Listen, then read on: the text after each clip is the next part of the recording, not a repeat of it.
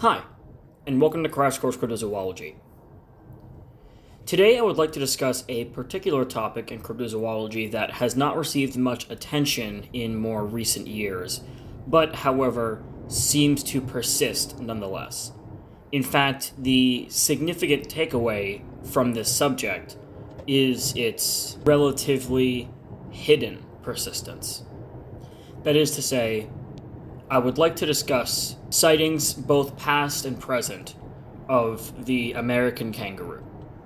Recently, on the Crash Course Cryptozoology Facebook page, I linked an article about American kangaroo sightings in an attempt to simply fulfill the page's duty of informing people about cryptozoology as a subject for the day. It became more than that, however, when two people who are in my social circles at that came out with kangaroo sightings of their own. I was lucky enough to get permission from both of them to allow them to publicly narrate their stories, thus putting them on record for the very first time. Before we get into those interviews, and to slow down to a more comprehensive pace for a bit, it's proper that we first gain an understanding of what exactly is meant by American kangaroo. To clarify, American kangaroo is not a title that refers to some kind of offshoot species that used to exist or anything of that sort. American kangaroo simply refers to the strange phenomenon of witnesses seeing kangaroos in North America. Kangaroos, of course, are marsupials that are confined only to the continent of Australia. As far as is known, aside from acclimation by zoos, there is no mainstream, non-black market kangaroo trade. The question, of course, for many of these witnesses is, what is a kangaroo doing in North America? Over the timeline of sightings, which many sources say lasts about 200 years in the documentation, there have been many proposed theories as to what it is people could be seeing. Escaped exotic pets and missing zoo animals ranking among some of them. There are, however, certain sightings that would suggest something different might be going on. Although sources claim that kangaroo sightings go back as far as the late 1800s, the most well-documented ones are those that take place in the mid to late 20th century. Particularly, a sighting stream from the 1970s documents that a Chicago police group actually followed a kangaroo for a certain amount of time before losing the animal, and that subsequent sightings were reported in both Illinois and Indiana. Some have even posited that American kangaroo sightings might be responsible for some of the more anomalous or Fortean cryptids North America is familiar with, such as the Jersey Devil or devil monkeys. Not all of the American kangaroo subject, however, is so cryptic and vague. There is, under the surface, some very compelling evidence, such as a piece of footage from 2013 shot by a group of hunters in Oklahoma that, without doubt, shows a kangaroo. We're goose hunting right now, and there's literally a kangaroo getting ready to fucking jump by us. Oh my god, this is insane. What in the crap is going on? There it is! There it is! Oh my god. Here it comes. There it is! There it is! There's a fucking kangaroo! Woo! I would like to posit that alongside things like this piece of footage, we should consider recent eyewitness testimony as something significant to this subject. This is not an old myth that has since dropped off. Sightings seem to be still continuing, and if the formerly undocumented nature of these two reports is anything to go off of, there may be more sightings than we would assume. I will now share the interviews with the two newer witnesses, who are Eli Watson, the host of the cryptozoology podcast Cryptid Campfire, and Jeremy Sanborn, a diver who I have worked with on the documentary Release the Bodette film. I was around 8 or 9 years old, and we were leaving, if I recall correctly, the zoo. And it was around dusk, and so we were driving in a Suburban at the time. I was sitting in the middle row, directly behind my mom, who was in the passenger seat on the right side. and I was looking out the window, and just towards this hill that was on our, right side, and there's bushes here and there, and I felt like I was staring at this one bush, and I couldn't make out what made this bush different, because it looks, to me, like all the other bushes. And then it just kind of sprung up and started hopping away in the same direction as our car, I think I should add. And so I was able to observe it for, I want to say, 5 seconds before we eventually sped past it. But I was like, whoa, that's a kangaroo.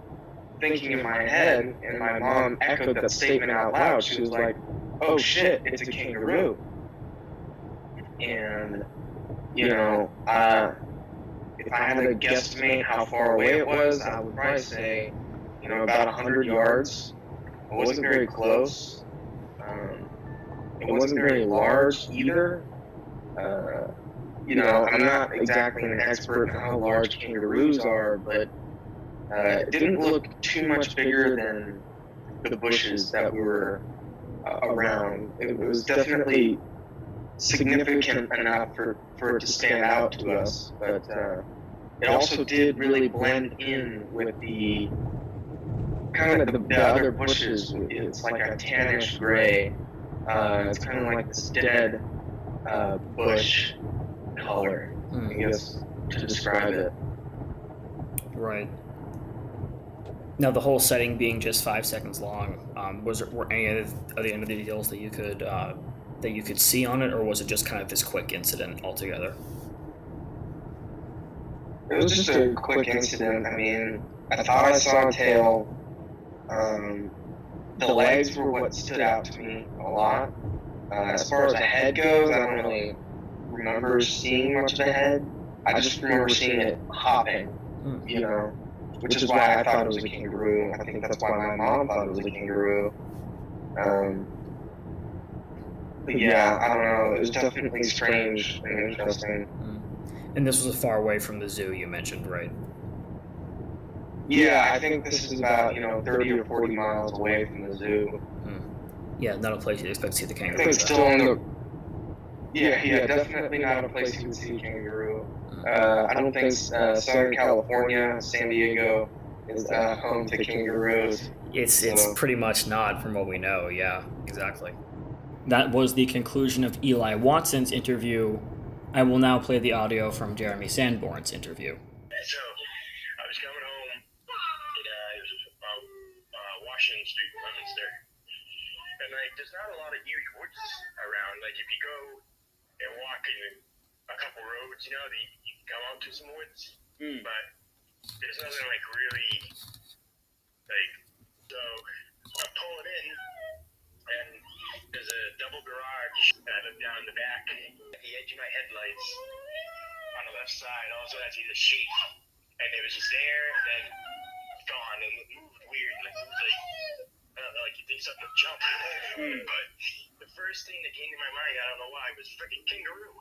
Because just how its posture was and stuff. I don't know. It's just that's what came to mind. Right. And, it was crazy. It was gray, and it wasn't like a wicked dark gray, but it was gray, like say regular gray color. And I'd say probably I don't know, 5 feet maybe. It was kind of tall for just an animal in the yard, That's why I thought it might have been a person.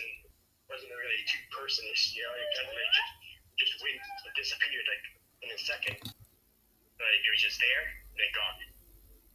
So I don't know what it was, but it was strange. And like I said, the first thing I thought was a freaking kangaroo, because I got out of the car, I looked around, didn't see anything, and I'm like, what the hell? And then I went into the house and I asked my girlfriend at the time, I'm like, did you hear about any kangaroos escaping from somewhere? Because I swear I just saw one out in the yard.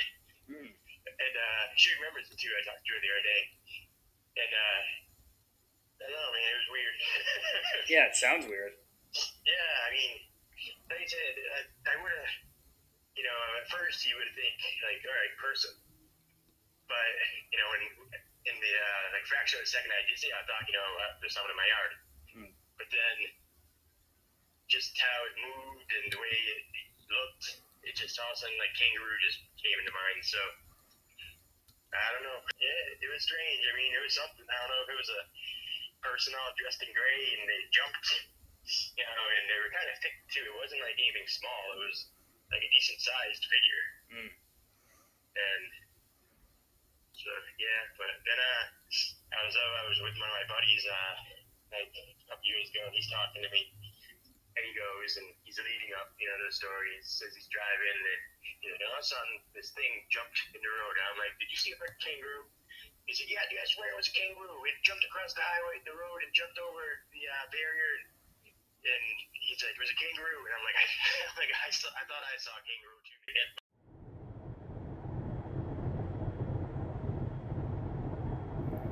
It is certainly noteworthy that both of these witnesses are people who have